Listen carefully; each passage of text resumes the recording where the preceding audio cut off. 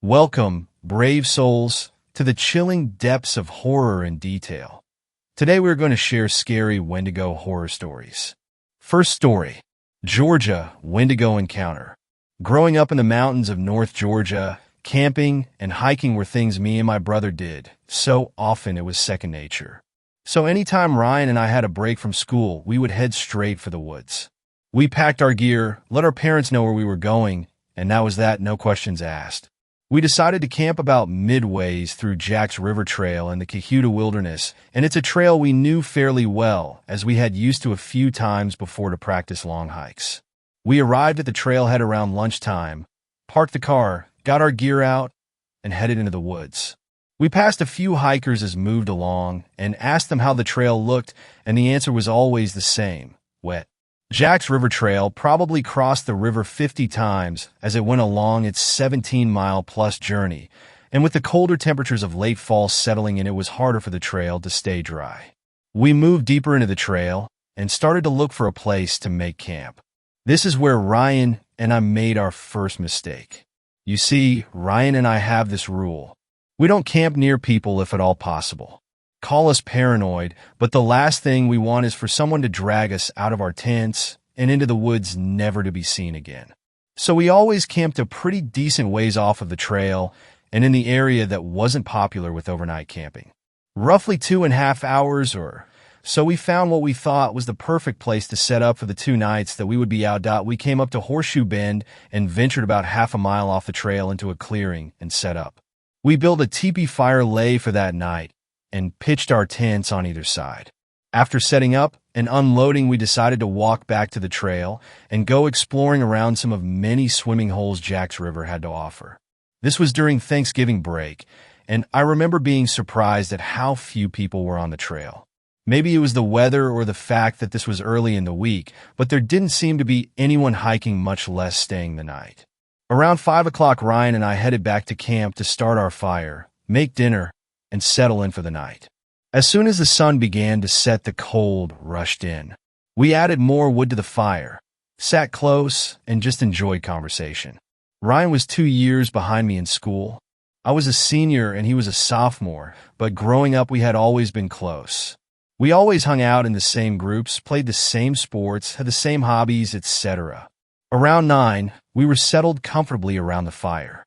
I had just texted our mom to let her know we were safe and getting ready for bed, and I remember we were talking about dreading going to our grandparents' house for Thanksgiving and having the same awkward conversations we had each year with family we only saw on holidays when things started to get strange. We were no stranger to sounds in the woods, and these woods were full of animals, from deer to black bears, and even the random wild boar. If you are in the woods enough, you learn to distinguish certain sounds, and what we were hearing I can only chalk up to as odd. What Ryan and I heard was what sounded like someone sneaking around slowly just out of eyesight. With an animal walking on 4 legs, you hear a tighter group of steps, but what we were hearing sound very distinct to what a human sounds like when walking slowly or trying to move without making much sound. I remember we both pulled out our flashlights and shone it in the direction we felt the sounds were coming from, but that is what was so weird. Whenever we would fix our lights on a spot, we thought the sound were coming from the location of the sound would suddenly change. It was as if there were multiple people walking around us. That's when the whistling started. At first I thought it was the wind, and I remember thinking maybe the wind is just throwing leaves around, and what we are hearing is nothing but the wilderness around us. Ryan looked at me and asked if I was hearing that. I didn't answer and was trying to focus hard on each individual sound. 2 consecutive notes with roughly a 3 to 4 second gap, and then 2 more consecutive notes. Over and over again. Ryan kept asking if I heard that, and I put my finger to my lips trying to keep him from talking. The fear I felt was incredible. My jaw was tight, my fist clenched, knowing I wasn't ready for whatever was out there, if it was anything at all. The whistling continued for what felt like forever, but thinking it through was maybe 5 minutes when Ryan finally yelled out into the darkness, "Hey, quiet." The whistling stopped. The crunching of the wood stopped. Nothing. I was pissed. I looked at Ryan with a what the hell look, and he shrugged his shoulders. I had to do something, he said. I just shook my head. We sat there in silence for a few minutes when the woods erupted with noise. Something or someone was running in a circle around our campsite. The whistling came back. 2 consecutive notes with the same 3 to 4 second gap, and then 2 more consecutive notes. How could someone whistle this loudly, without cracking, while also running? I was done. I stood up, shining my flashlight in all directions, trying to catch a glimpse of whatever was screwing with us. Nothing. It felt close enough to touch, but we never saw a thing. That's when the movement stopped, but the whistling was still constant. It was so loud, inhumanly loud, that I looked at Ryan and told him to call the police. Now, this is the part one will never forget. The part one never liked to talk about. While Ryan was on the phone with the dispatcher and telling them our location and what was going on, I stepped around the fire towards my tent. Inside my bag, I had a 6-inch fixed blade that I always carried and thought I would feel a bit more comfortable with it in my hand more than just my flashlight. That yes, I went to unzip my tent, trying to keep my eyes toward the woods. I heard some movement directly in front of me. I swept my light up in front of me, and for maybe 2 seconds I saw it. Whatever this person or thing was, it was about 5 feet up in a tree. Everything about it was long. Its arms, legs, neck, fingers, everything. And it was fast. As soon as the light hit, it launched backwards off of the tree. I heard it land, but it either jumped an impossible distance or landed in a thicket, because I heard it but never saw. I don't think I have ever yelled so loud. I ran back to where Ryan was and sat down. He kept asking me what I saw, but I couldn't answer. I just kept thinking about what I saw. Maybe 10 minutes later, we saw a couple of flashlight beams coming through the woods, and about 3 guys came into view asking if everything was okay. I settled a bit and started asking them if they had seen or heard anything. All they said was they heard a lot of movement and then heard my scream, and that's when they headed in our direction. I tried to explain what had happened without sounding crazy, but it didn't seem to work. One of the guys walked around a bit and came back and said he didn't see anything. Ryan told them that we called the police, and roughly 30 minutes later, a park ranger showed up. Ryan and I tried explaining everything to him, but he just chalked it up to either a curious animal or some campers trying to mess with us. Either way, Ryan and I decided we weren't staying the night. We packed our stuff up and walked out of the woods with the ranger. He took our statement, and we got in our car and drove home. Ryan and I don't talk about what happened that night, but neither of us have been back to Jack's River Trail, and will probably never go back. Second story, encounter with a Wendigo-like creature. I had an experience several years ago that still causes me some manner of dread, so I thought I would ask other users if they have ever encountered the same creature or anything similar. For reference, this was at my parents' old house in the Texas Hill Country, and during the summer. We had a few cats that lived at that house, and one of them was a calico who refused to stay inside most of the time. She would also take long walks with us. There is a creek on that property as well, and while usually we never had any issues while down there, this one time had proven to be quite strange. Topaz the cat was unwilling to cross in her usual spot, and it was eerily quiet. I noticed a little later that she was acting as if something was threatening her, so I looked up and saw it. This thing had long arms, and it was tall, but I don't remember anything like talons or claws. I do remember antlers and matted fur, but nothing gaunt or skeletal. And very large, dark eyes, oriented forward like a predator's would be. The weirdest thing about the whole situation was just being entirely overcome with fear and dread, literally to the point of vomiting. I threw up and sprinted back up to the house with my cat, and avoided the creek for ages, though weirdly I felt quite certain that whatever that thing was, it couldn't cross running water. And after a month, it felt like it had gone, and it was safe to go over there again alone. Now, as far as I know, there is no family history on either side for hallucinations, and even if there were, this would have been my only experience with one my entire life. And it's been almost a full decade since this happened. Mostly I am wondering if anything of this description and presence has been encountered before, especially in Texas. It has bothered me for quite a while, so I am quite curious about what others may make of it. Thanks. Third story. I am a psychologist. My patient has Wendigo psychosis. John had been my patient for months. I couldn't label him using official DSM codes, but he appeared to have what is known as Wendigo psychosis.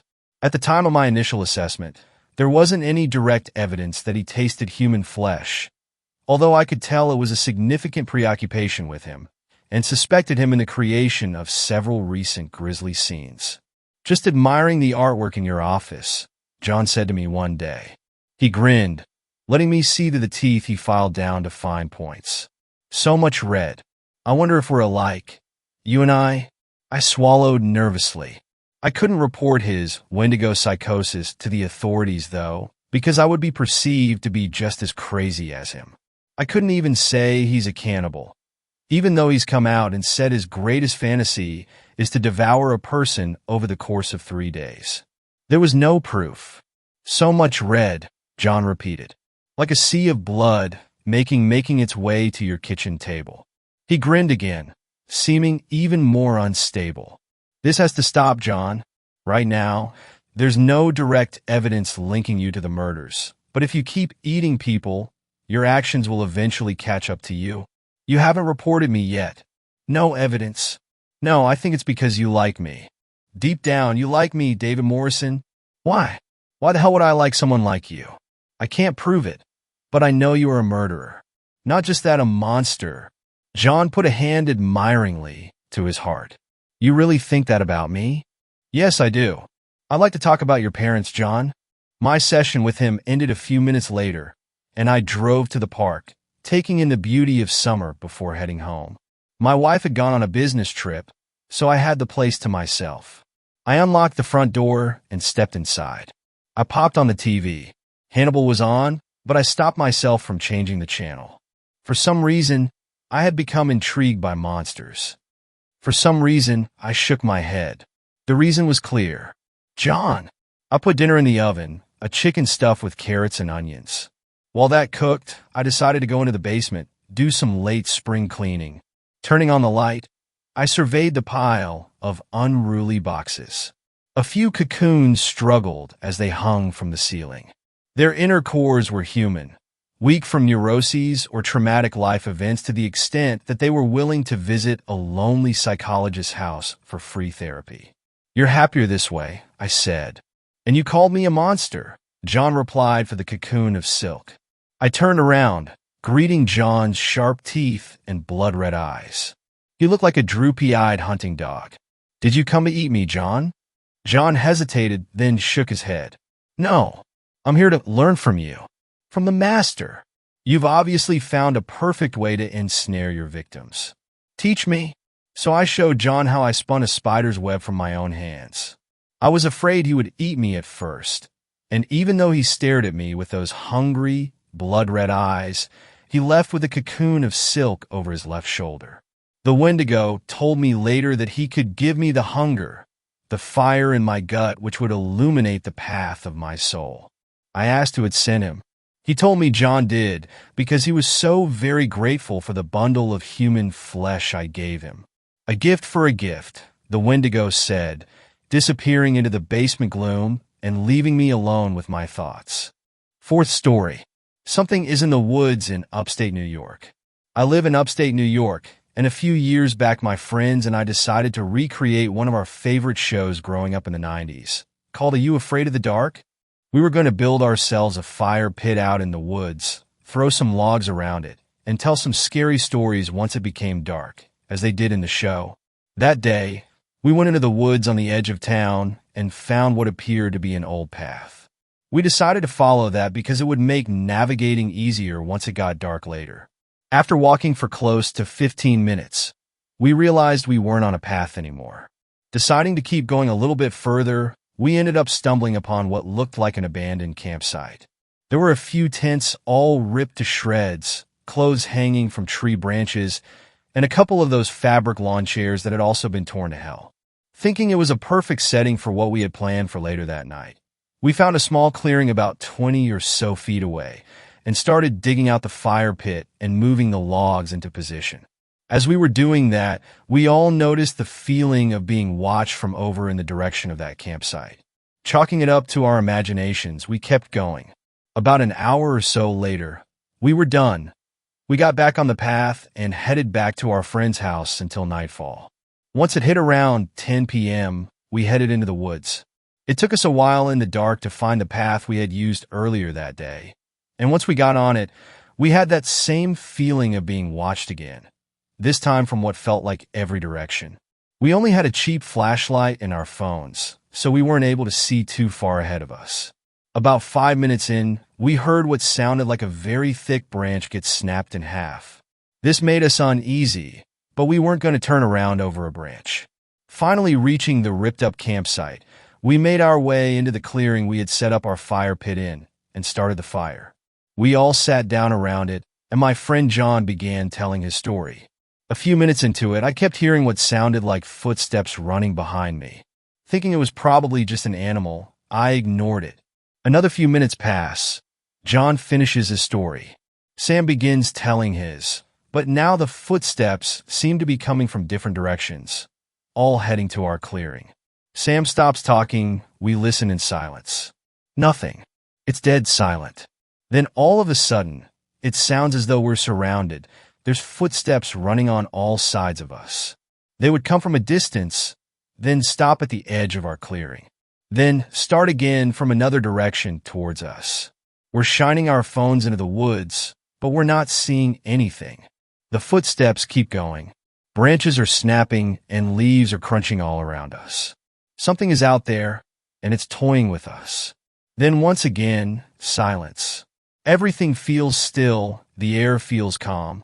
At this point, we had all moved in closer to one another, and we hear nothing for a good 2 or 3 minutes. Then we hear this high-pitched giggle. It sounded like it came from a little girl. We shine our only flashlight in the direction of it, and there's the campsite. But there's no one there. At this point, we're huddled together. We begin whispering back and forth, making plans to stomp out the fire and run to the path. Then we'd make runs straight out of the woods. We count down. 3, 2. Seconds go by, we're dreading saying it. We begin again. 3, 2, 1. We stomp out the fire and we sprint towards the path, making sure not lose sight of one another. Where's the path? It's supposed to be here? And where's Sam? Sam. Sam. We hear nothing. Do we go back? Or do we keep running? We hear what sounds like someone behind us. It's not Sam. About 30 feet to our left, we hear what sounds like someone falling. We hear Sam yell to us. We run over. He had tripped and fallen down a small embankment. We get him up and just aimlessly start sprinting. We must have dropped the flashlight, so the only light we have is the moon above us. We can barely see. We can't find the path. All we hear is the sounds of our breathing and footsteps behind us. So we run, and we don't stop. We're lost. Where do we go? We see a clearing up ahead. There's something in it. Getting closer, we see what looks like a stone well with a massive piece of wood covering it. The footsteps stop at the edge of the clearing. The well gives us an uneasy feeling, as though it was covered to keep something in. We take off again, running for what feels like our lives. We finally make it out. We're in a field with a road at the edge of it. We get halfway through the field and stop for a second to catch our breath. We felt safe. We'd see whatever had been chasing us from where we were if it came out of the woods. But it didn't. We got onto the road and started walking into town. We got back to our friend's house and realized just how torn up we were. We're all covered in scratches, and Sam was bleeding pretty badly from his tumble, but we were alive. I'm not sure what we encountered that night in the woods, but it was a feeling of fear that I've never experienced before and hope to never experience again. And if you're ever out in the woods of upstate New York and you come across an old ripped-up campsite, turn and run. I sure wish we had. 5th story. We found a dead Wendigo on my grandpa's property. For those involved in dealing with cryptids, if any of you are reading this, why do you do it? Other than the money, of course, I feel a lot of you do it for the rush, the adrenaline. But where's the line drawn? Where does exhilaration evolve into panic? Don't get me wrong, a little risk-taking is food for the soul, but so many factors can go wrong in any situation. In particular, what do you do when you find the corpse of a cryptid you were hunting, eviscerated, and dismembered? When the abrupt realization hits you that there's a bigger fish. My grandpa wasn't quite on the level of monster hunting, but boy was he a crazy motherfucker. Once, he hunted a grizzly using nothing but a crossbow, wet mud and leaves, and his wit. He's had its head mounted above his forest house fireplace ever since. I can't say how far back his love for the wilderness is rooted, but I know he grew tired of the city long before retiring from his job as a metropolitan engineer. Since then, he's lived out in an old house in the northwestern reaches of the Olympic National Forest, about 40 miles from the park itself, Washington State. I can only imagine how lonely it must have been, living out there by himself, but he never seemed any the worse for it. In recent years, I've come to be good friends with a guy I met in college, Martin.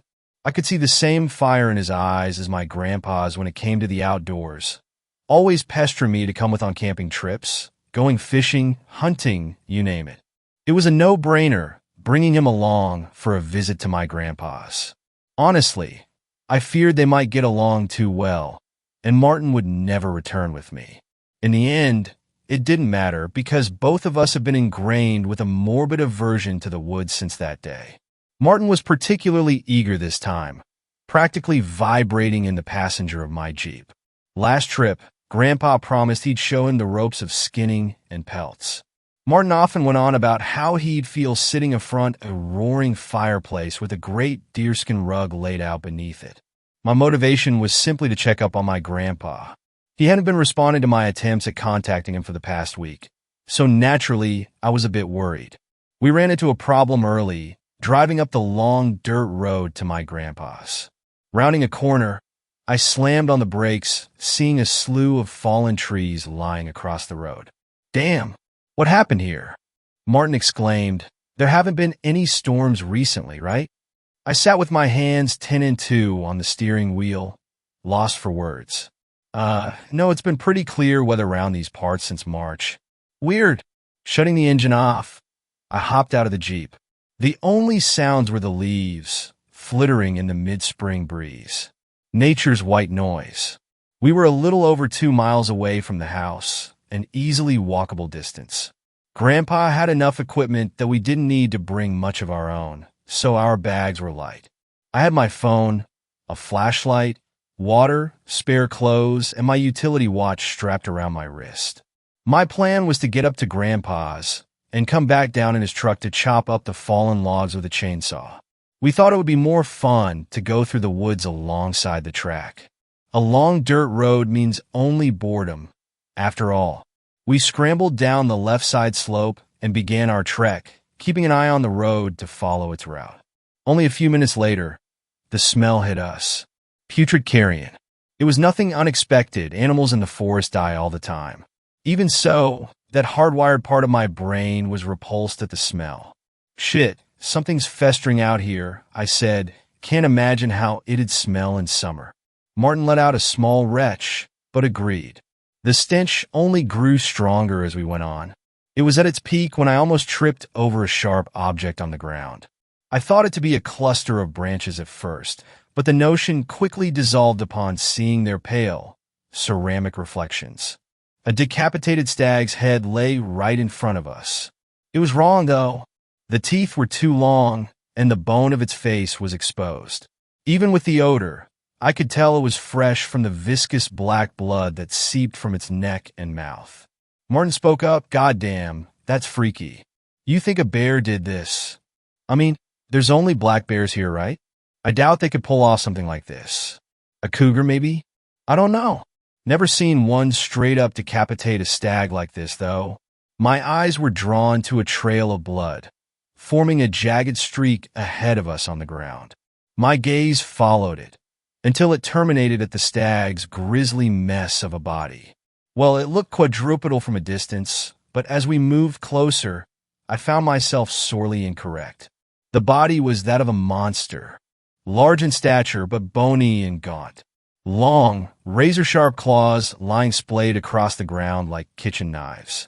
and all covered in patches of dark, wizened fur. "Is it bad?" Martin called out, approaching from behind me to get a look. When he saw it, he went still and quiet, as had I. There was no statement that could do the sight justice. I'd heard the old tales of the horrors lurking deep inside the forests, but never experienced them face to face. It was still, laying dead as the fallen leaves beneath it. It looked crushed and broken, littered with what seemed to be wide and deep puncture wounds. Martin managed to speak up. "Is that?" But before he could say any more, a sudden snap broke the tension. The snap of a twig. No, a branch. My spine shot straight upright. Against my better judgment, I found my head gradually swiveling in the direction the noise had come from. When I caught a vast, hulking shape in my peripheral, I whipped around to face whatever was there. I saw something just for a moment. Enormous, long limbs draped in shaggy hair, the color of pine bark. But as quickly as I turned, the image vanished. Rising dread threatened to pry my lips apart in a scream. I looked far and wide, but nothing was there. "Cal, what is it?" "Wait, the cougar isn't still here, is it?" Martin whispered. "No, it's nothing. Let's keep going. We can talk about this later with my grandpa." But the cat could still be loitering about somewhere. It's best we don't stay in the same place for too long. Before departing, I snapped a few pictures of the mangled corpse on my phone, zooming in on the head without backtracking to get a better angle. Something told me that turning back, however briefly, would be a terrible mistake. We went on with urgent pace, pretending to ignore the heavy movements between the trees nearby. Large animals will inevitably give away their movements, but they snap twigs, not entire branches. Even so, the movement sounded anything but clumsy. No, they sounded calculated, those of a stalking predator. As hard as I tried to filter them out, I caught myself glancing to the sides and behind very often. I don't know whether I was hoping to see something or nothing. Still, the woods around us were empty, other than ourselves. "Hey, Kel, if there's a mountain lion around here, we should go up onto the road for a bit. It'll be easier to bolt if we need to." I agreed, and we veered off to the right, climbing up the roadside slope. Deep down I knew that whatever was out there, it wasn't a big cat. We only told ourselves that skirting the subject of monsters now made very real to us. The forest fell silent as we walked along the road. That was far from being comforting, though. If the woods are quiet, predators are about. It's a well-known idea in the community of wilderness enthusiasts. What did ease my mind to a degree was the sight of a herd of deer standing in the track. They cocked their heads to look at us, but didn't seem all too disturbed by our presence. At the same time, a feeling of being exposed, vulnerable, grew as a hard lump in my gut. They started to move on as we got closer, wandering off the road and into the woods. One of the deer stayed in place. It wasn't frozen, no, but constricted. It twitched and whimpered as it started to rise off of the ground, as if weightless. It happened so quickly. Its screams were cut off as its limbs were snapped and crushed, and deep wounds erupted over its body. And then, like it had been there the whole time, it stood. It was a nightmare. Huge, unimaginably so, rivaling two elephants stacked up. It was hunched over, resting on impossibly long and thick forelimbs ending in spindly, sloth-like claws. Its body was long, too, ending in a pair of shorter legs, knees inverted with feet supported by spur-like appendages. The lolling head that sat atop an arched neck looked like some bizarre cross between a horse and a crocodile. Hollow pits in place of eyes, the torn skin around its mouth revealing horribly uneven and misshapen teeth that jutted out at irregular angles. The fading sunlight glinted off of the long gashes covering its sides and head. The dead creature from earlier had definitely put up a fight, but it could never have been enough. As we stood, stunned, it reciprocated our stare, the only real movements being the sets of rib-like appendages undulating on its underside, rendering the deer into a torn sack of flesh and bone fragments. The poor animal seemed to wither before our eyes as the sharp ribs forced deeper into its body, like a juice box having the last drops sucked out of it. In that moment, we were part of the herd, paralyzed. Some had already run off, but others were as statues in the presence of this beast. Another smell hit us then, different from the stench of decay like earlier, but equally as sickening. Like moist earth, sulfur, methane, and dead fish. Its source was clear as wisps of gas from the beast's mouth became thick, billowing fumes, rising into the evening sky. The tension was broken with the deer's mutilated husk thudding to the ground. The remaining deer took flight, scampering off into the trees, and in response the beast snapped its head in their direction. Something was wrong with its head, flopping around clumsily as it turned. I took a step back as it let out a deep, guttural rattle before bounding off after the herd, its matted hair swinging violently. It splintered a tree as it went, but was totally unfazed by the impact. We waited until its thundering gallops faded into the quickly darkening night before saying anything. What the F? What was that thing? Martin sputtered, tears welling up in his eyes. I don't know, man, but we have to get to the house before sundown. I have a feeling our chances at escaping it are little to none in the dark. Are you crazy? We have to go back. I want to get as far from this place as Padash. What about my grandpa? We can't just leave him here with that thing. Martin didn't look over to me, but wasted no time disagreeing, starting his jog up the road. We were already over halfway to my grandpa's house, and even if we wanted to escape, it would be a menial task for the creature to smash the Jeep off-road. The solitary light in the distance looked like the gates of heaven. It radiated safety, but I knew we couldn't continue out in the open, completely exposed. I looked down at my utility watch, making a mental note of the direction of the house, north-northeast, before grabbing Martin by the arm and leading him off the left side of the road. Nature's cruel irony manifested in the steepening terrain and the thickening brush. The house's light quickly faded, leaving us with only our bearings to navigate. I thought we might have gone off track for a terrifying moment, but I saw the column of smoke above the distant tree canopy that could only be from my grandpa's chimney. Come on this way. As we neared, no light became apparent. Maybe he'd already gone to bed. I could only guess with his lack of communication. We came up onto the lip of a hill, sloping down towards a flat clearing. But there was no house. There, the pillar of smoke, but there was no source. It began in midair from nothing. As we stopped to look, the point where the smoke came from jerked around in the air. When I picked up on the organic stench, it clicked in my mind. Just like before, there it was looking directly at us, the thick fumes spewing from its mouth. But I noticed something else this time. Now that the moon hung in the sky, its light glinted off of something beneath the creature's head. 6 black orbs shiny like obsidian, 3 on either side of its neck. They darted about, independent of each other, and I knew immediately what they were. Eyes. What kind of abomination was this?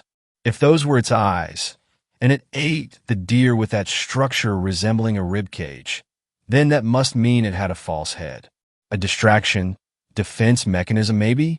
It made sense how this head flopped around limply with the beast's unnatural movements. I blinked in quick succession and looked down at my watch. Due east. We had been misled. It had circled around us to lie in wait. In one motion, I gripped onto Martin's shoulder and pulled him in the direction we were meant to be heading in a wild sprint for survival. The beast erupted into movement, ribs rippling as it let out another rumbling trill. Martin looked over to me, confused. Hey dude, what are you doing? There's nothing to dash. Shut up. Just run as fast as possible. Now, don't stop for anything. Our pounding feet were matched by heavy thumps and loud cracks of trees being smashed. I dared not steal a glance behind, fearing that even the slightest break in pace would mean death. There! I struggled to see what Martin was talking about, until the yellow light became visible between the tree trunks. We were only a few hundred yards away, but I was surprised the creature hadn't already caught up to us. Even the trees in its way stood no chance at impeding it. It had almost caught up. I could feel the air pressure from its massive body, charging through the trees behind. Close enough that, at any moment, I might feel its claws cleave my body into pieces. A saving grace. Coming up on our left was a dense patch of old oak trees.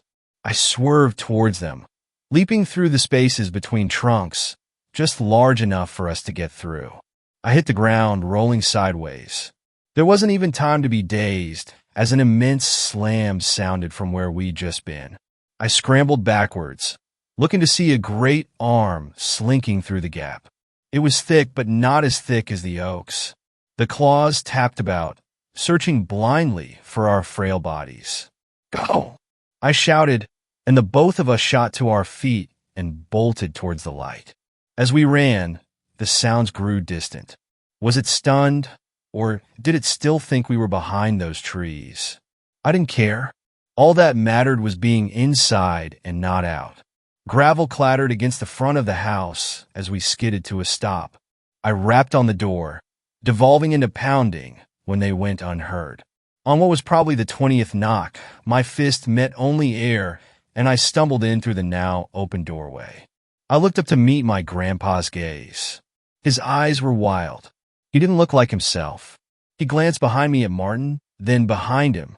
Whatever he saw out there, his pupils contracted in response. "Hurry, boys, get inside," he whisper-shouted. We filed in, and he went to bolt the door, but hesitated. His hand fell limply, and no use. He was right. If the beast wanted to pay a visit, it would do so regardless of our home security. We followed him quietly to an uncovered floor hatch. "What's this, Mr. Barnett?" Martin asked, regarding the hatch. "Huh? Oh, this here's my old wine cellar." Martin went to ask further before being interrupted. "Yeah, get down the ladder first, son. You can shoot your questions once we're safe." He pulled on a handle, opening the hatch to reveal a sturdy wooden ladder that led into a dim space beneath. One by one, we clambered down its dusty rungs, meeting the cold concrete floor at the bottom. Grandpa was last, tugging a heavy rug over the open hatch before closing and securing it. "I take it you've seen the thing, right?"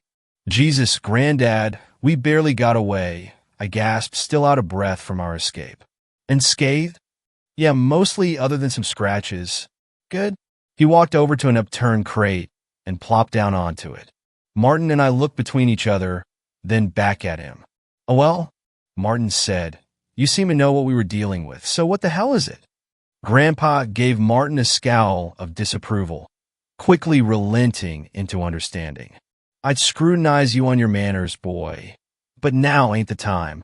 He released a tired gasp, letting his head drop down, before inhaling sharply and looking back up at us. I seen it only once before in my varsity years. Had some Danish friends on my course who said I should come visit them over there, go and do some backpacking in their home country. Beautiful landscapes over in Denmark, really. Peaks rising out of the trees, you know. Before he could lose himself in a daydream, I cleared my throat to bring him back to reality. All right. So, we were pretty deep in the woods when it happened. We'd all gotten paranoid because we thought something was following us. Something big, elk maybe. But we never saw nothing, only heard it. And then, God, one of the girls in front of me started to levitate. I know. She was just rising up off the ground, gripped by something. Whatever it was made a mess from her. Crunched her up like a meatball being squeezed. I saw it then. Curved bones wrapped around her, stab in deep. Ain't never gonna forget the sight of it. It's like a stain on my mind. We saw the same thing. Martin piped up, only it was a deer. Looked like it sucked everything out of it when it was done. Yeah, I can't say I know how it works. You can only see it if you know something's there. If it's there. Anyway, we ran as fast as we could back down the trail, and we seemed to lose it. The whole time there was this rancid stink though, eggy and earthy. Ugh. We wound up back in the town we'd started from, went straight to the police station and reported it. Apparently all they found was a little chunk of meat, piece of thigh, or something like that. One of the other guys told me about the tale later on. He brought up the smoke we saw rising out of the forest when we were back in the town. An old Danish legend went that people through history seen smoke columns in the woods, and most who went to check it out never returned. They said it would move around, not like how a fire would spread, but like it was wandering to and fro. Damn, that's a horrible story, Grandpa, I said. It doesn't help us figure out what it is, though. We already know the stuff you've just told us. Well, he replied, I'm sure it's got many names, seeing how it can just pop up where it likes. But I only heard it called the scorestender. Means chimney beast if I'm remembering right. That makes sense. We thought we were seeing the smoke from your chimney, but it led us right to it. Kel, Grandpa sighed, this house ain't even got a chimney. Martin looked over to me, scoffing, then back over to Grandpa. So it lures people in like that? Sure, but I don't think it means to. I'm gonna take a gander and say it started up with the fumes after it ate that deer. Yeah, I replied. Whatever that thing is, it ain't from here. It ain't from anywhere on the planet, I think. It eats something, then starts giving off smoke. Waste product from digesting, I guess. So, shit gas? Martin chuckled. He always was able to find a way to lighten the mood in dire situations, even if just a little. I looked up at the monochrome ceiling above us, mulling over what Grandpa had said. I remembered how this whole thing had started and pulled out my phone to bring up my photos. We found this after starting our way up to yours on foot. I have an inkling, but do you know what it is? Grandpa squinted at the screen, then took it from my hand. Scroll to the right. That's only the head, I said. His silent focus was only punctured by the dull taps of his finger on the screen. Recognition lit up in his eyes, his head bobbing up and down. Well, I'll be damned. Wendigo, right? I asked. I gotta say, never seen one around these parts before. But then again, I was never looking for one. I doubt you need it, but keep that as a reminder for what this beast is capable of. I put my phone back in my pocket, sighing and letting my chin drop into my hands. In any other situation, I'd be shocked to find out such a creature was real, but not now. This is all great, Mr. Barnett, Martin said with quivering uncertainty, but it doesn't help us. What are we going to do? What can we do? I don't know. Well, I have a stupid idea, but it's just grappin' at straws. Anything over sitting here and waiting to die, Martin breathed, staring off into space. Anything. Grandpa looked up toward the basement window, the only source of natural light in the room. What little of it remained. Well, I was checking my traps out east from here, about 700 yards into the woods. Only when I got there was this smudge. I don't know what to call it, but that's the best I could describe what it looked like. It was like looking into it, I couldn't register what I was looking at. Hurt my eyes after a while. Never seen nothing like it. Was after that I started seeing the scorestender, so he trailed off, like he was struggling to find the words to say. So what? I pressed, leaning forward in anticipation. Again, this is guesswork, but I think that's where it came out from. I threw a rock into it when I was there, but ain't hear it hit the ground. Well, I went someplace else. If we could just lead it back there, just get it to go back and dash. Wait, hold on, I interrupted. Shouldn't we call someone? Police? The damn army. What do you think will happen to the cops when they come out here? Huh? What's a chief and a rookie in one police car going to be able to put up against it? And good luck convincing U.S. military to send out Marines. You'd be lucky if they thought it was a joke. I shut my mouth, swallowing my next words, allowing Grandpa to continue with his proposition. Either the beast leaves or we die. I'm not even going to talk about trying to drive away. You've seen what it does to the trees. Stealth might work, but it's better at that than we are, big as it is, and I don't want to risk either of yous losing your lives. His last remark sent a chill down my spine. He'd said nothing explicitly, but I already began to understand what he meant. Granddad, don't worry about me, champ. I got something, but you gotta listen closely. Both of you, Martin and I set our full attention on him. I wanted to hear his plan, but I really hoped it was going to go a different way from what I was thinking. Now, I want to make this clear before anything else. I'm going alone, and you boys need to sit tight and do as I say. My heart dropped, plunging into the stone-cold sea of despair. Are you crazy? No, I have to go with you, I dashed. Grandpa cut me off, shushing me. As I say, he commanded. I knew he was right, but in the face of loss, my thoughts wrestled against the idea. Okay, now I'm going to call you when I'm a ways off. All right?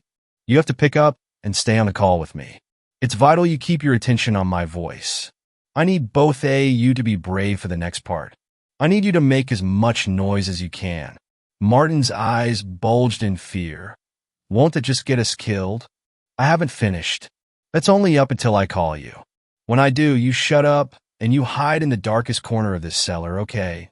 I was heaving for breath now, cold beads of sweat budding on my forehead, but I closed my eyes and stilled myself. Why, yeah, okay. Good. Once we're connected, I'll start dash. We were silenced by a single muffled thump from overhead, so forceful that the ceiling spewed cement dust down on us. Then another thump, and another, and another. I fell off my perch in shock when a booming crash sounded from above, chased by the clattering of rubble. The steady thuds drew nearer, louder, until the only sound was that of the floorboards, groaning under immense weight. I looked over to Grandpa, who looked over to me and whipped a finger to his lips. I nodded, then slowly turned toward the basement hatch. The beast was trying its best to move silently. A stifled whimper escaped my lungs as I saw the hatch buckle. A loud bang shook the house's foundations, then nothing. In the silence, I could make out the beast's ticking growl. It was toying with us, trying to catch us out, make us think we'd been foiled, so we'd burst out in a panic and try to flee. Its intelligence terrified me so much more than its grotesque appearance. It tried this bait a few more times before huffing angrily. The heavy creaks grew distant until we could no longer hear it, aside from the single crash of a fallen tree somewhere outside. I stood up, eager to set this plan into motion, only to be dragged back down by a firm grip on my arms. My eyes fell to meet my grandpa's, looking at me with a wide-eyed scowl. "Sit down," he hissed. "Not yet. Bastard's clever. It's probably waiting at the tree lean, watching for us to come out." The three of us sat in silence, ears attuned for even the slightest noise to indicate its presence. After an excruciating wait, Grandpa rose to his feet and crept over to the ladder. He scaled it, wincing at the creak of a rung, then pushed open the hatch ever so slowly. The rug that had been above was tattered, torn fragments slipping down into the now open space. He peeked out from side to side, checking rigorously that we were safe. As he pressed his hand upward, what sounded like a broken tile was disturbed, clattering to the floor above us. Grandpa froze in place, visibly tensing. Kriwak, the heavy step, followed by the guttural rattle. I prayed to God I wouldn't hear force Grandpa into action. He pushed himself off of the ladder, tucking and rolling to the floor, right before the hatch was slammed by immense force, cracking it and warping the hinges. Grandpa shot to his feet, adrenaline far outpacing his old age. He glanced around wildly at the floor before looking up at us with newfound determination. "Ah, shit, damn it. Change of plans." Martin, distracted. "Make some noise." "Kel, give me a leg up to the window." Martin's jaw fell open and his breathing quickened. He yelped, pressing fingers into his temples. But to his credit, he turned toward the hatch and started up a racket straight after. "Come get it, you ugly sack of shit." While Martin was busy cussing out the chimney beast, Grandpa and I hurried over to the window and braced myself in a kneel, fingers locked together forming a foothold where he planted a foot. 1, 2, 3 dash. I heaved him up, holding my posture while he unlatched and swung the window open. My body was already tired from running away, and Grandpa was heavier than he looked. Still, I hauled him up further until he was out past the waist, and he pulled himself out into the hazy night. I kept my focus on him as he turned around, refusing the urge to look as I heard claws cleaving away ravenously. "All right, I'll be calling in a minute," he panted. "When I do, tell Martin to zip. I love you, bud." "You too, Granddad."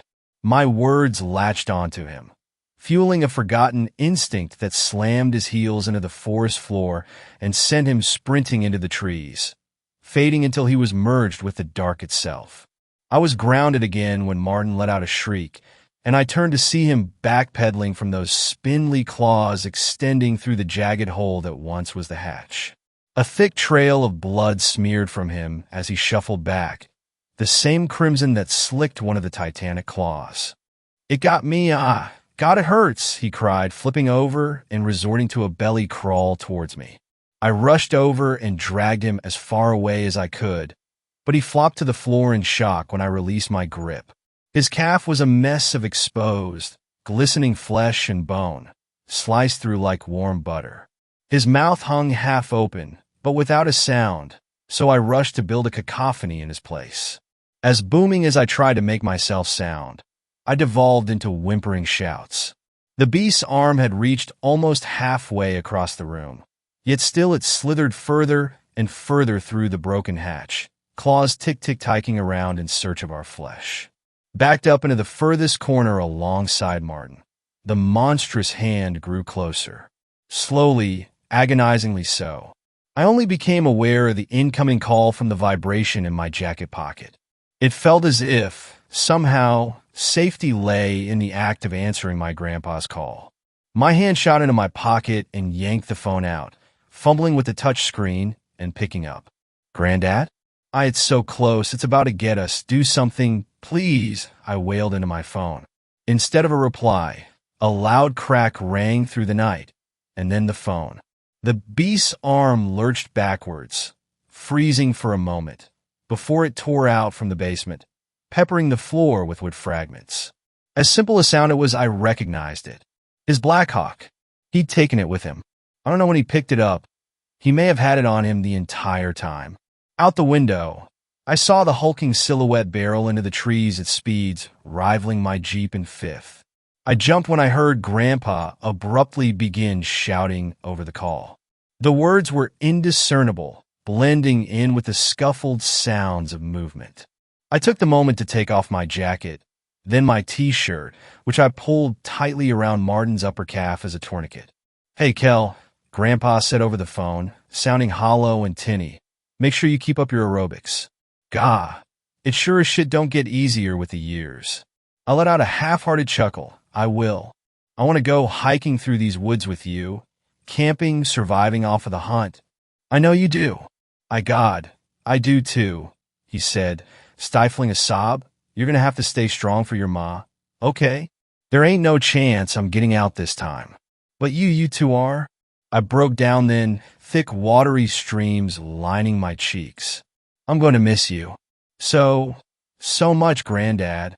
But we had some good times." "Amazing times, no?" "I sure as hell did. And well, this is a pretty badass way to go out, right?" An unfamiliar comfort swelled up inside me, almost breaking through the tears. "Yeah, all right. I'm here." The smudge. No idea what I'll find through there. I could hear the thundering beast across the call as it gained on him, its clicks and rattles too. "I'm going in. Promise me one thing, though." "Anything, Granddad." "You be good, kid, and make my daughter proud." "That's all." A bizarre noise came from the phone speaker, something akin to the sound of a stone sliding across a frozen lake, followed by a splash that seemed to kill all noise. That dead silence was broken when a shuddering voice spoke again through the phone. "What the? Where are you?" I yelled, pleading for any small morsel of information he could provide. "I don't know, I'm in a pipe, I think. Some kind of glass tube. I can see everything outside. It's all there, all at once. There's more of these tubes, so many more, they're branching in, splitting, but..." The connection got progressively weaker as he talked, jittering and buzzing in my ears. "I'm heading down this tube now, and they're central one, but it's huge. Enormous, holy shit. No, I don't think it's the central. In the distance, so many. The hell is this place?" My exhausted brain couldn't fathom a single thing to say. I just listened, almost as confused as he was. Streams of "through some of them," and the dash. He was cut off by a tremendous splash, but the sound quality at this point made it sound more like a roar. I could only hear his whimpers, until that hissing trill crawled its way under my skin once more. It melded with the audio glitches. But then, I heard something I never could have expected, even after seeing what I'd seen. CKCKCKRRR. SSSSS. Right? It sounded as if the creature was stuttering, clearing its throat before. XLTBR. Rayatif. ITTS flow shows us. CKCKCK, the path. It spoke.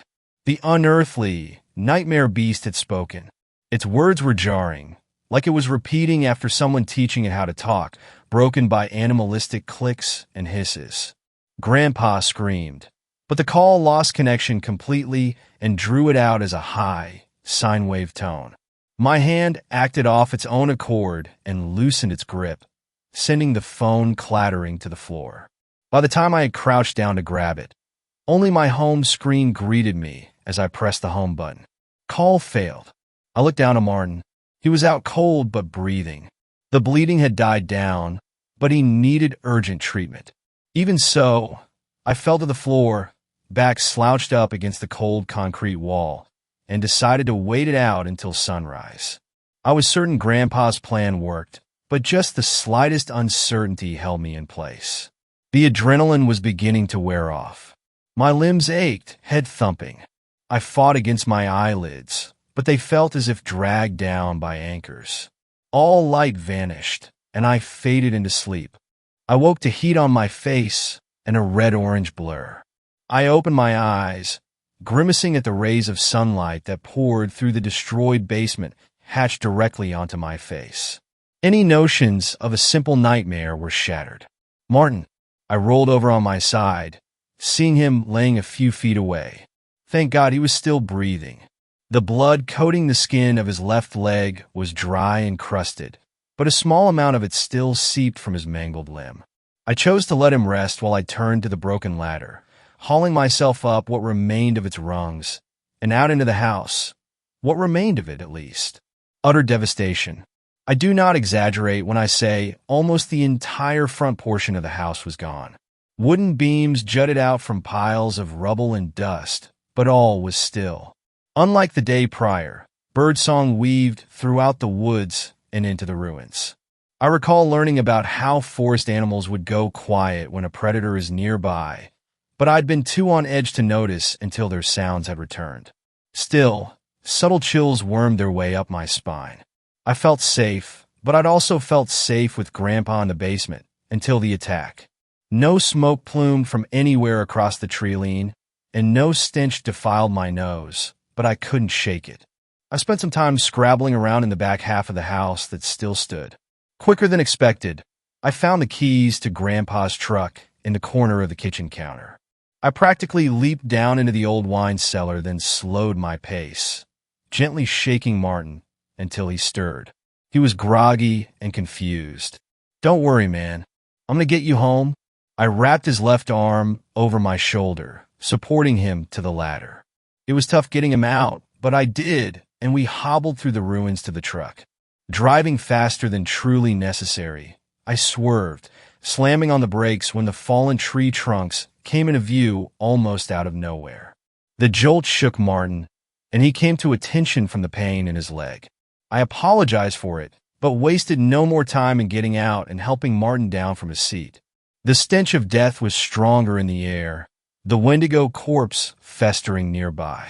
It brought me back to the night before, the raw terror, spawning paranoia within me that grew intense over the short walk between the truck and my Jeep.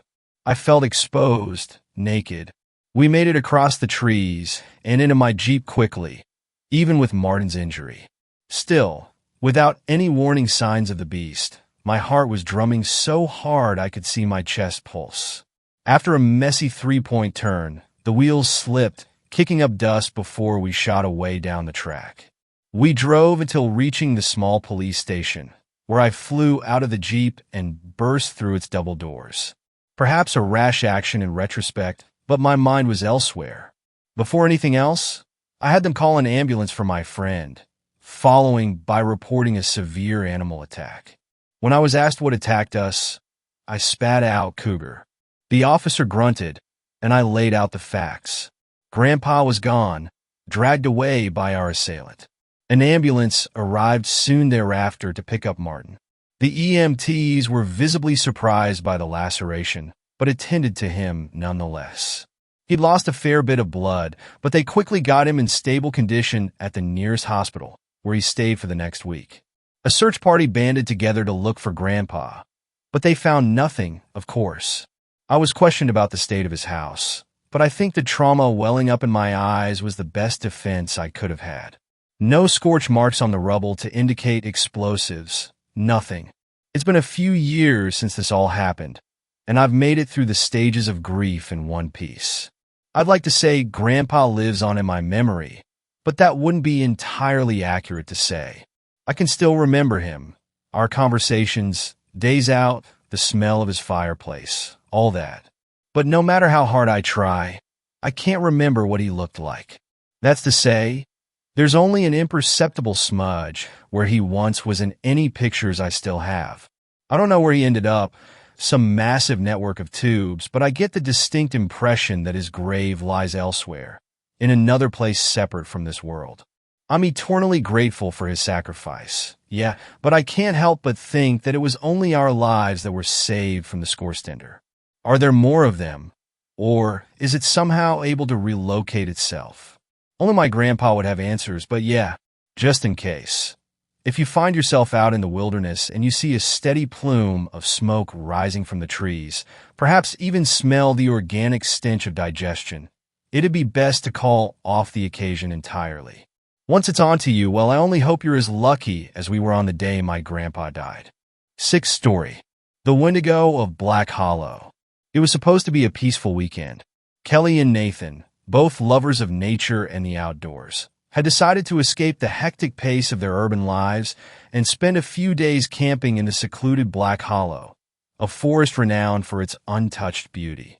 The couple had been together for 3 years and shared a passion for hiking, stargazing, and the quietude that only the wilderness could offer. Black Hollow was perfect, isolated, serene, and miles away from any other human presence. They arrived on a Friday afternoon, the sun still high in the sky, casting long shadows through the trees. The air smelled of pine and damp earth.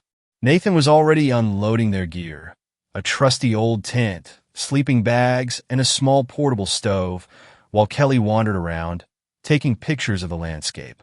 The forest was dense, its towering trees creating a canopy that blocked out the midday sun in some areas. But the path ahead was clearly marked. They were experienced campers, prepared for anything nature could throw at them. By dusk, they had set up camp beside a small, clear stream. The sound of rushing water was soothing, and the sight of the orange fire flickering in the dark made the night feel comfortable, even though it was becoming colder. They had a simple dinner of beans and hot dogs over the fire, and afterward, they leaned back on their sleeping bags to watch the stars. Nathan cracked a joke, and they both laughed, savoring the peace. But as the night wore on, the atmosphere began to change. A stillness settled over the camp. The usual sounds of the forest, crickets, owls, the rustling of small animals, seemed to fall silent. Kelly noticed at first the unnatural quiet. "Do you hear that?" she asked, a slight unease in her voice. Nathan strained his ears, but heard nothing but the crackle of the fire. He shrugged.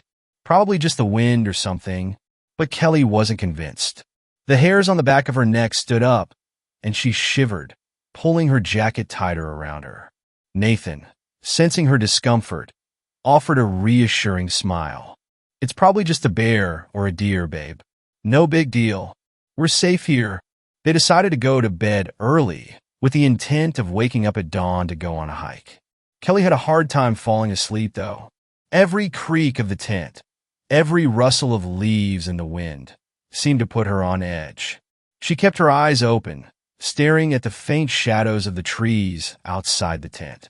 Eventually, exhaustion took over, and she drifted off to sleep, though it was a restless slumber. Around 2 a.m., Kelly was suddenly jolted awake. Something was wrong. The air inside the tent felt heavier. It was as though the entire forest had stopped breathing. Her heart was racing. She turned to Nathan, but he was still sound asleep, his breathing slow and steady. She debated waking him, but before she could make a decision, she heard it, a soft, almost imperceptible sound. A low, guttural growl, barely audible, but close. Too close. Her breath caught in her throat. She lay still, listening. The growl was followed by a crackling sound like dry twigs snapping underfoot. It was coming from outside the tent. Panic began to rise within her. She gently shook Nathan's shoulder. "Nathan," she whispered, her voice shaky. "Wake up. There's something out there." Nathan groggily stirred, muttering under his breath. "What? What's wrong?" "Listen," Kelly urged. They both lay still, straining their ears. The growl came again, louder this time, unmistakable. It was deep and guttural, and it made the hairs on Kelly's arms stand on end. Then, something even more terrifying followed, a sharp, inhuman screech that sent a chill of terror down her spine. Nathan's eyes shot open, wide with alarm. Without a word, he grabbed the flashlight and slowly unzipped the tent. Kelly grabbed his arm, her face pale with fear. "Don't go out there," she whispered, her voice trembling. He looked at her, trying to reassure her with his eyes, but his own fear was beginning to surface. He pulled her into his arms for a brief moment, then nodded. "Stay here. Lock the tent. I'll check it out." Before Kelly could protest, Nathan stepped outside. The flashlight beam cut through the darkness, casting long, eerie shadows that seemed to move in the wind. The forest around them was deathly silent now, but the growling sound was growing louder, more insistent. Kelly's heart thudded in her chest as she waited, frozen in place, unable to move. A minute passed, then another, and another. No sign of Nathan. Kelly's mind raced. What if something had happened to him? What if he was? Suddenly, the tent flap was jerked open, and Nathan stumbled inside, his face pale and his eyes wide with terror. He was breathing heavily, sweat beading on his forehead. "We need to go. Now. What's out there? What happened?" Kelly gasped. Nathan shook his head, his voice shaking. "I don't know, but something's out there. It's not human. I couldn't see it, but I felt it, and it was watching me. I swear to God, Kelly, it was watching me." His words were like a cold slap to her face. Her instincts screamed at her to run, but they couldn't leave without packing up first. They had no car, no way to escape quickly. The only option was to wait until dawn, hoping whatever was out there would leave. But as the hours stretched on, the fear inside her only grew. The growling continued, growing closer, more insistent. It was almost as if it was circling them, waiting for an opportunity to strike. Around 4 a.m., Kelly thought she saw something through the thin fabric of the tent. It was a figure, tall, emaciated, its limbs twisted and unnaturally long. It stood just beyond the edge of the firelight, watching them with glowing yellow eyes that seemed to pierce through the darkness. Its body was covered in patches of matted, decaying fur, and its mouth hung open, revealing sharp, jagged teeth. Kelly froze, her blood running cold. The creature's eyes never left them. Its growls deepened, becoming more guttural, more feral. It began to move, its limbs snapping in unnatural directions as it circled the tent. The ground beneath the tent shook with each step it took. Kelly and Nathan could hear its raspy breathing, feel the warmth of its presence through the thin fabric. The smell of rot filled the air, nauseating and thick. Then, without warning, the creature's hand, long, bony, and clawed, reached toward the tent, tearing through the fabric with terrifying ease. The thing outside let out an awful screech, its voice like a mixture of pain and hunger. It was close now, too close. "Run!" Nathan yelled, grabbing Kelly's hand and yanking her out of the tent. The world around them was a blur of motion, the forest distorting as they sprinted through the trees, the growling of the Wendigo growing louder behind them. They didn't dare look back, but they could feel the presence of the creature chasing them, its hunger almost palpable in the air. They ran for what felt like hours, but every step they took only seemed to bring them closer to the thing hunting them. The forest was no longer a place of beauty.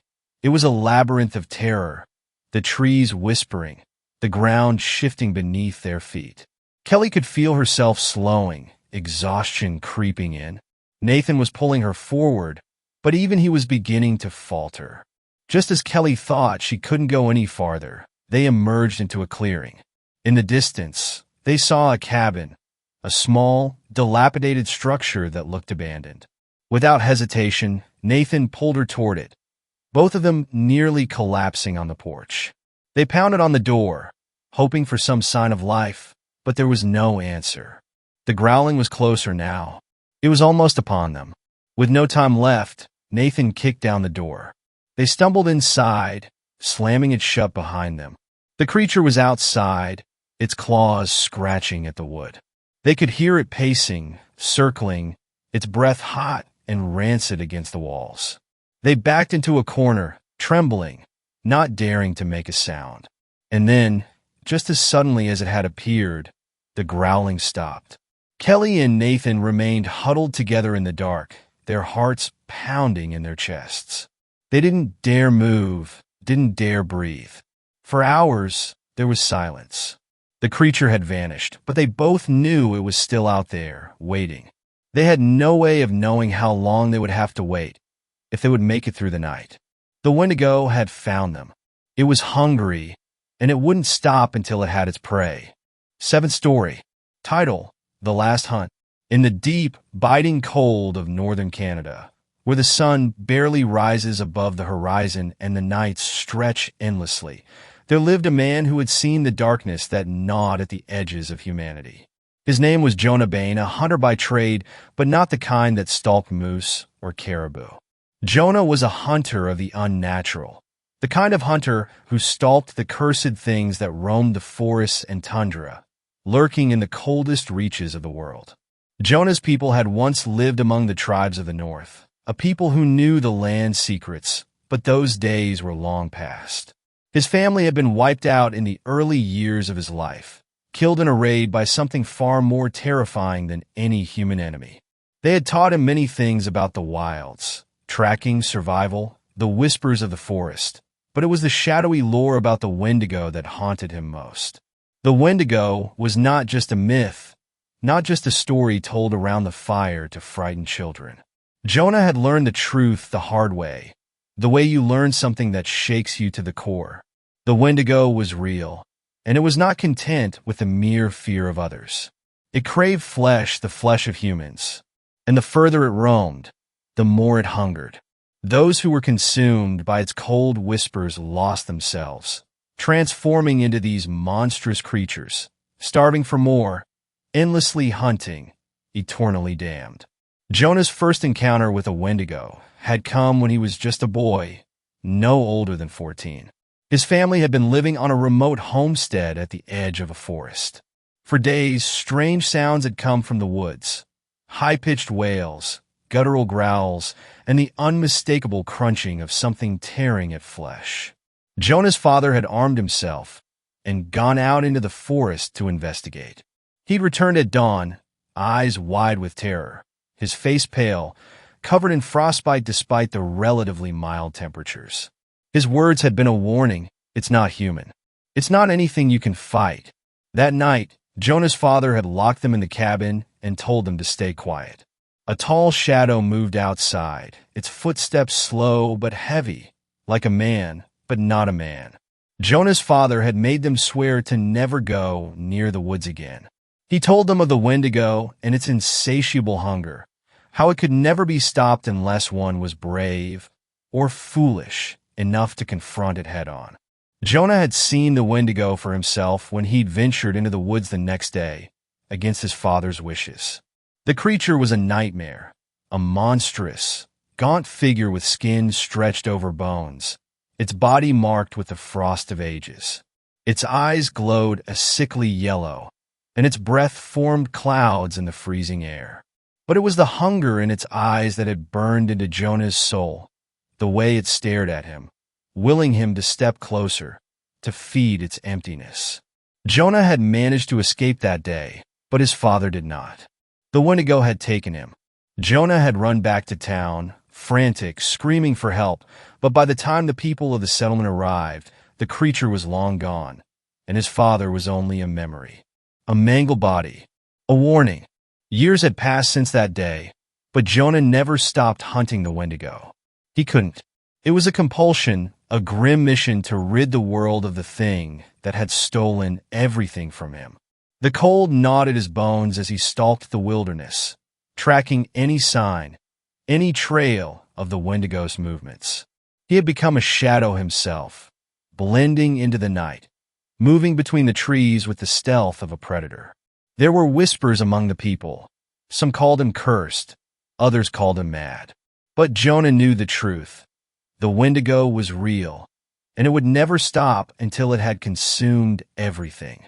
And so, the hunt continued. The new threat. One winter, when the cold was especially bitter and the nights seemed to last forever, Jonah found himself in a small, isolated settlement deep within the Yukon. The people there had been complaining of something strange in the woods, missing hunters, strange sightings, and an overwhelming sense of dread hanging in the air. At first, Jonah had dismissed it as nothing more than superstition. But something in the way the locals spoke, the fear in their eyes, made him pause. There was something new in the woods, something older and more dangerous than the Wendigo. Jonah spent the first few days gathering information from the few surviving hunters and trappers, all of whom were anxious to avoid the forest. They spoke of a new presence, a figure moving in the trees, tall and thin like the Wendigo, but with an aura of darkness so thick that it seemed to absorb all the light around it. It was a creature of shadow, a Wendigo with a twist, or perhaps something worse. As Jonah ventured deeper into the woods, the air grew colder. It wasn't just the temperature. It was something else, something unnatural that gripped the land itself. The trees creaked and groaned as though they, too, feared whatever prowled the wilderness. Jonah's instinct screamed at him to turn back, but he pressed on, knowing that this hunt might be his last. Hours turned into days, and the further he went, the less the world around him seemed real. The snow-covered ground beneath his feet felt spongy, as though it were sinking into something far darker, far deeper. He saw signs of the Wendigo, old tracks in the snow, blood-stained tree bark, and the remnants of a campsite, abandoned in haste. But there was something new about the way the forest felt. It was as if the very air had been tainted, poisoned. And then he saw it.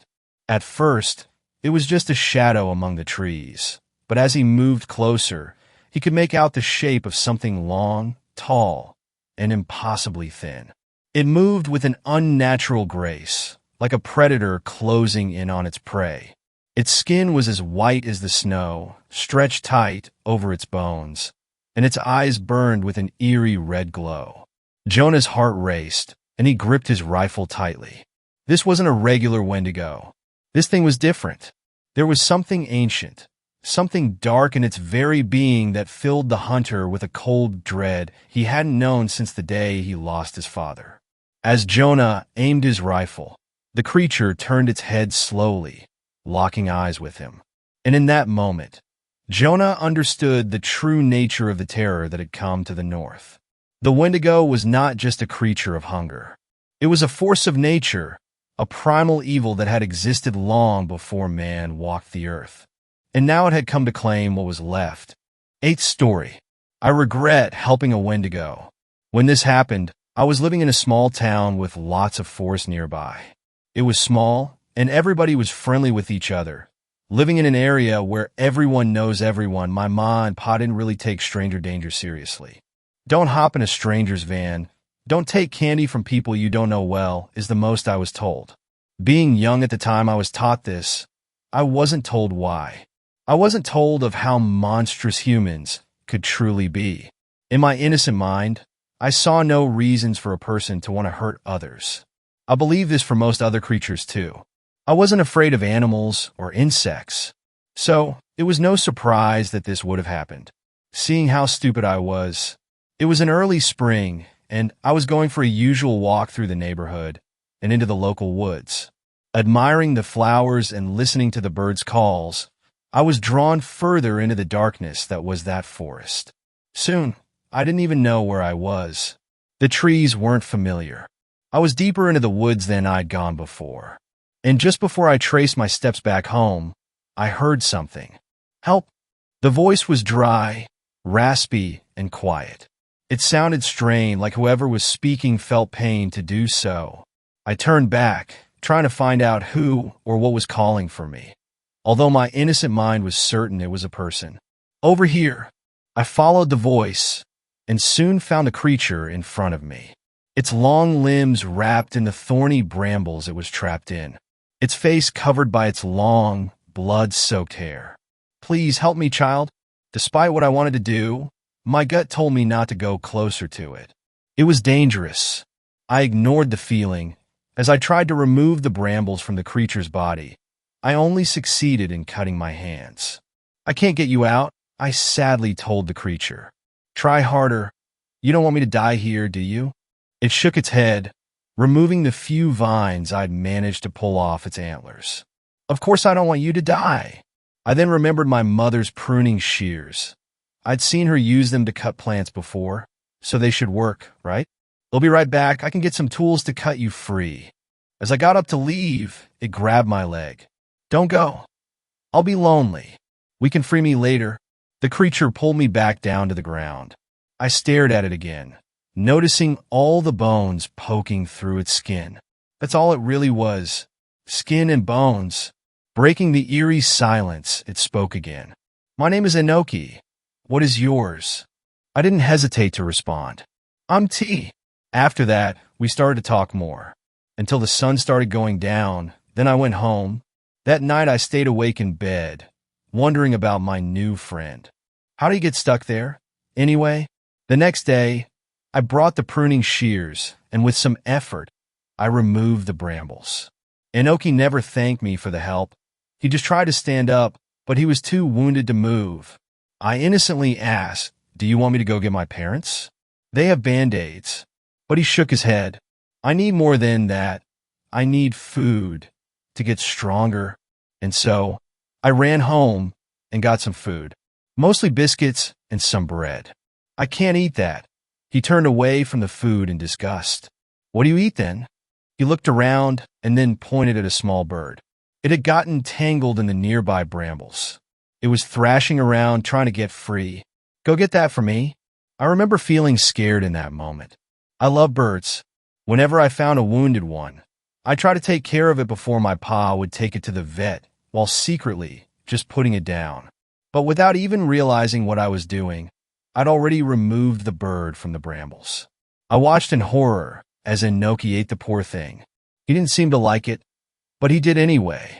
I kept visiting him every day, bringing him more birds or other poor animals for weeks. He was looking better each day, yet still bone thin, until eventually I came to him with another bird. He wasn't sitting in the place he always sat.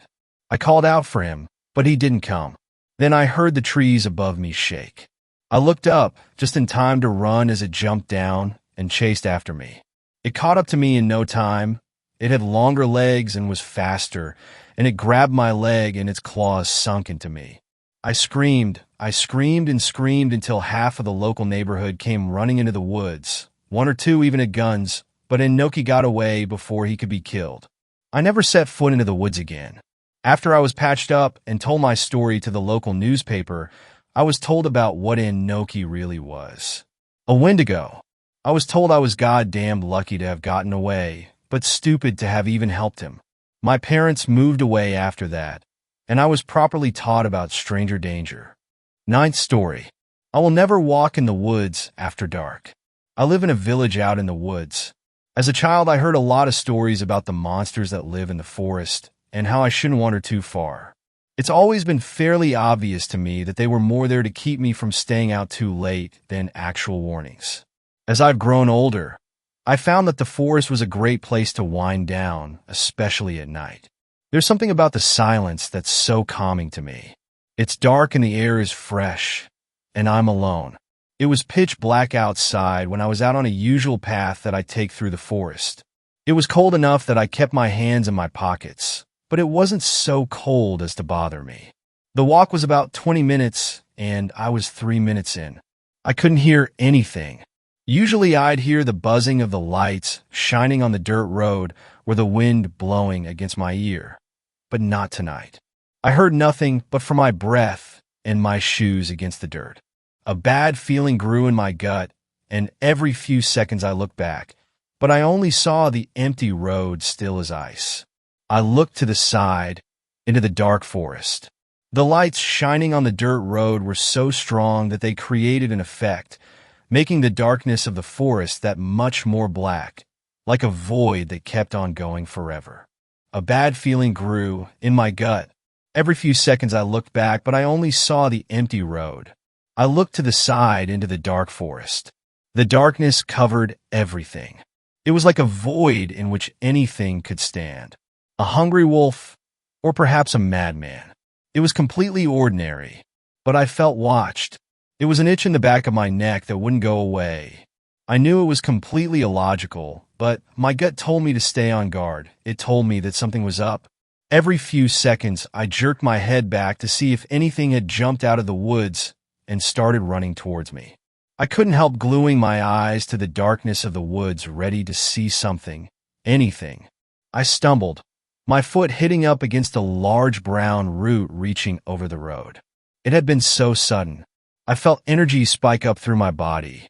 That simple stumble had sent me into a state of panic. But it was brief, and I couldn't help but blame myself for being paranoid. I'd done this at least 1,000 times. Nothing had gone wrong then. Not even the first time I was surrounded by darkness did I feel this scared. What was so special about tonight that my gut felt this way?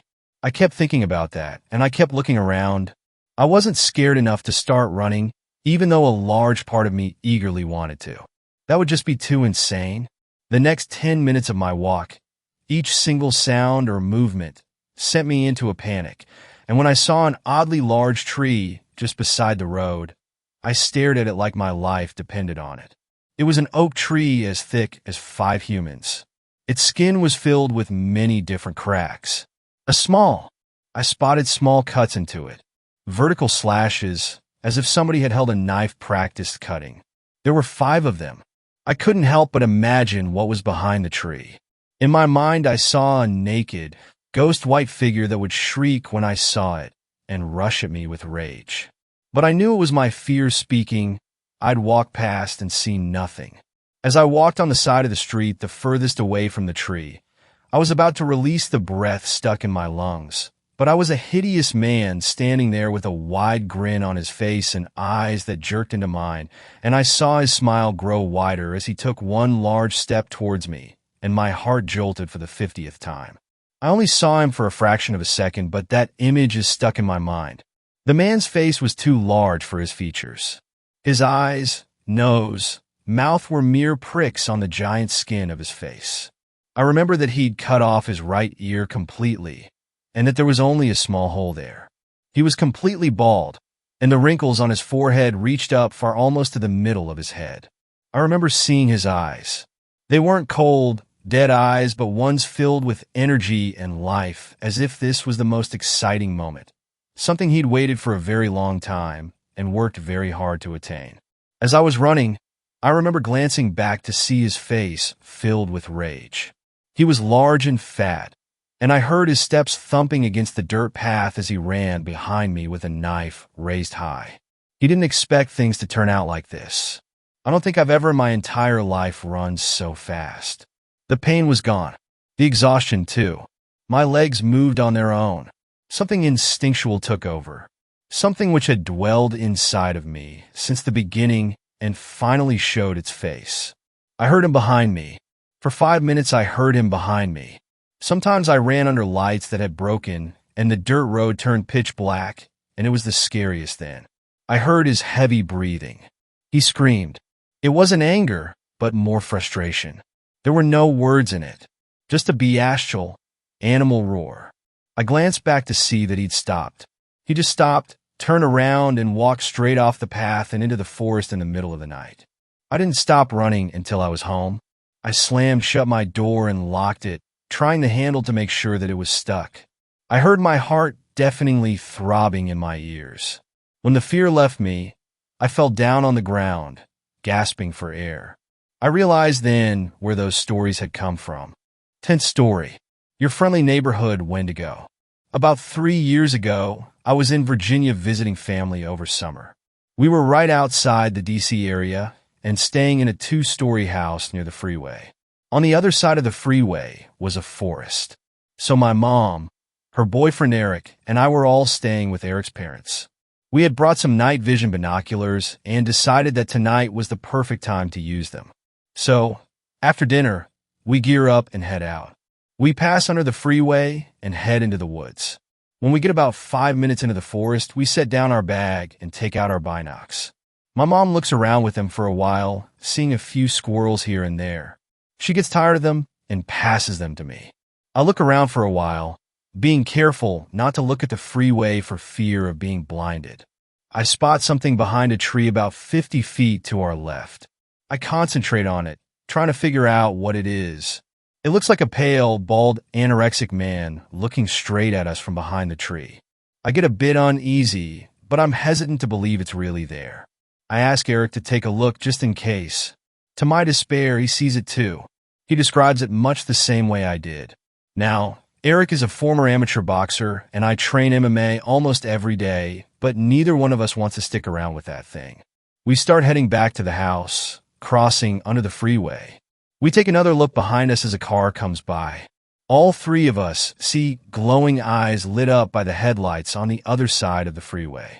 We say that and head back to the house. When we get back, Eric's parents are asleep, and my mom and Eric go upstairs to the guest room. There's only one guest room, so I have the couch downstairs.